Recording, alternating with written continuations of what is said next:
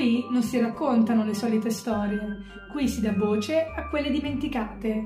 Oggi ti racconto le vere origini di San Valentino.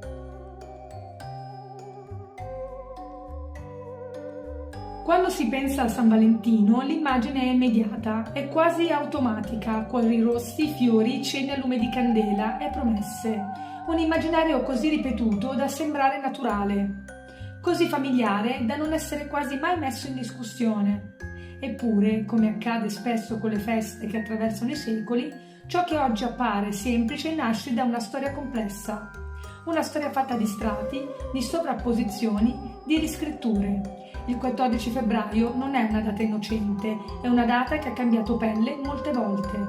E ogni volta che l'ha fatto, qualcosa è stato reso più accettabile e qualcos'altro è stato messo a tacere. Per capire cosa racconta davvero questa festa, bisogna fare una cosa che raramente si fa: tornare indietro senza nostalgia e senza zucchero.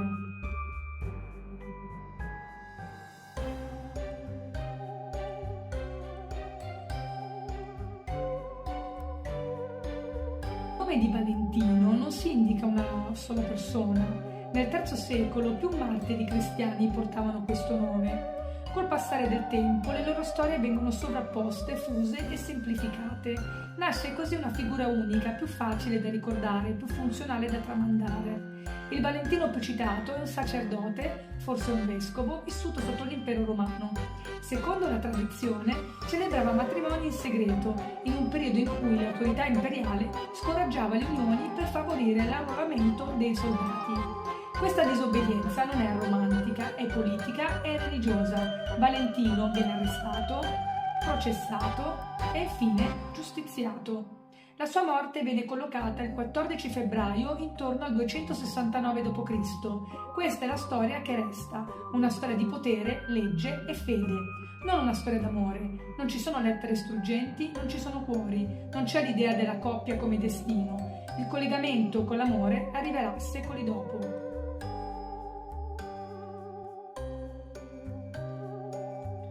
Molto prima che il 14 febbraio fosse legato a un martire cristiano, quel periodo dell'anno aveva già un significato preciso. A Roma, tra il 13 e il 15 febbraio, si celebravano le Lupercalia. Non erano feste decorative, non erano celebrazioni simboliche nel senso moderno del termine, erano riti stagionali, riti legati al passaggio, riti che segnavano un momento fragile dell'anno. L'inverno stava finendo, ma non era ancora finito. La terra non era ancora fertile, ma stava cambiando. La vita non era visibile, ma stava tornando. I Lupercali nascevano da questa soglia.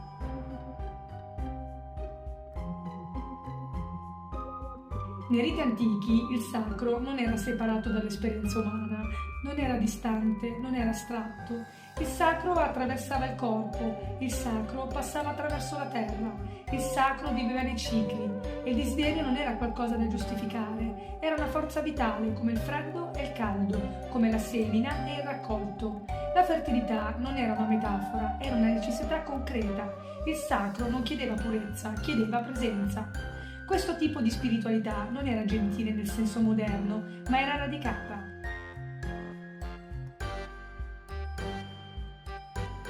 Il calendario romano non era solo una sequenza di giorni, era un linguaggio. Ogni periodo dell'anno aveva un significato preciso, ogni rito era collocato in un punto esatto del ciclo naturale. I Lupercali non erano casuali, arrivavano quando la vita doveva essere richiamata, stimolata e sostenuta. Non parlavano di amore romantico, parlavano di continuità.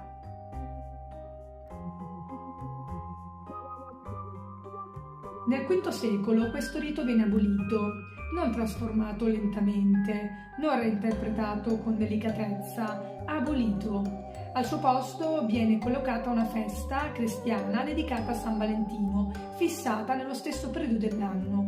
Questo passaggio non è neutro, è una sostituzione culturale. Quando un rito viene cancellato, il bisogno che lo aveva generato non scompare, cambia forma. Il desiderio non viene eliminato, viene riscritto. Il corpo non viene ascoltato, viene regolato.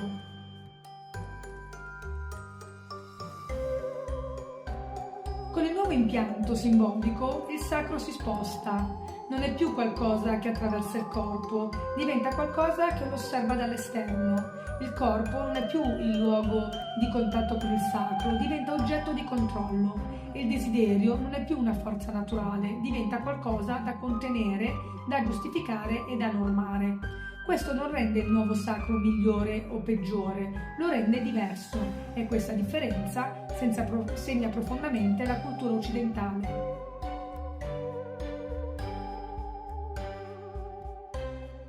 Per molto tempo il 14 febbraio rimane una data religiosa, una commemorazione, niente di più. Non è una festa popolare, non è una festa sentimentale, è solo una data nel calendario.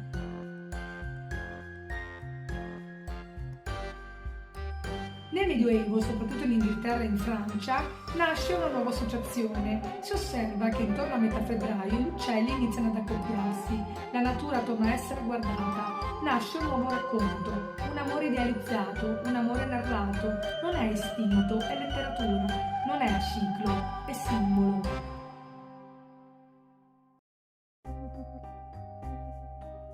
È in questo contesto medievale che entra in scena una figura fondamentale, Geoffrey Chaucer. Chaucer è uno dei primi autori a collegare esplicitamente il 14 febbraio all'amore umano secondo i codici dell'amor cortese, cioè quella forma di amore idealizzato, regolato e narrato che diventerà la base dell'amore romantico occidentale. Nel suo poema Parliament of Fowls descrive il giorno di San Valentino come il momento in cui gli uccelli si riuniscono per scegliere il proprio compagno, ma non si tratta di un semplice riferimento naturale, è una scelta poetica e culturale. La natura non viene più raccontata come ciclo vitale e forza istintiva, viene trasformata in allegoria dell'amor cortese. Gli uccelli che si accoppiano diventano simboli di corteggiamento. Il desiderio viene filtrato attraverso regole, linguaggio, promesse. L'istinto viene tradotto in narrazione. Qui avviene un passaggio decisivo. L'amore non è più legato alla fertilità, alla terra, al corpo che risponde alle stagioni. Diventa amore romantico, idealizzato, codificato e raccontabile. Non è ancora il San Valentino moderno, ma è il momento in cui l'amore entra ufficialmente nel calendario come sentimento narrato, non come rito naturale. Da questo gesto letterario, lentamente, prende forma tutto ciò che verrà dopo.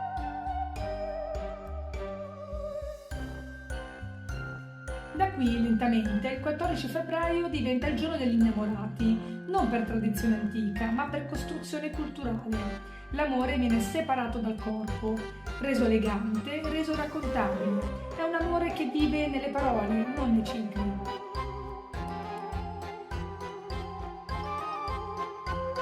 Con il tempo anche questo racconto viene semplificato. Cuori, fiori, gesti obbligati e il rito diventa prevedibile, ripetibile, vendibile.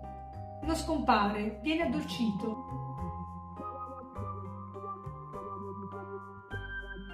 Sotto tutto questo resta qualcosa che non viene più nominato, il rapporto diretto tra sacro e corpo, il desiderio come forza naturale. Il tempo come ciclo, non come linea. San Valentino oggi è il risultato di tutto questo. Non nasce come festa dell'amor romantico, quello arriva molto tempo dopo. Nasce come sostituzione di un linguaggio del sacro e viene trasformato ancora e ancora e ancora.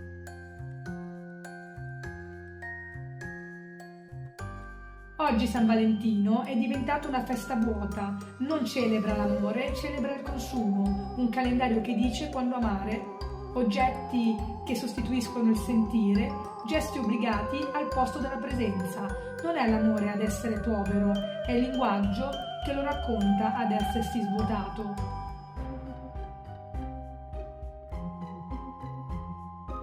Se ti piacciono le storie che non vengono addolcite, iscriviti al canale e lascia un like. Qui si raccontano le storie che non finiscono nei libri per bambini.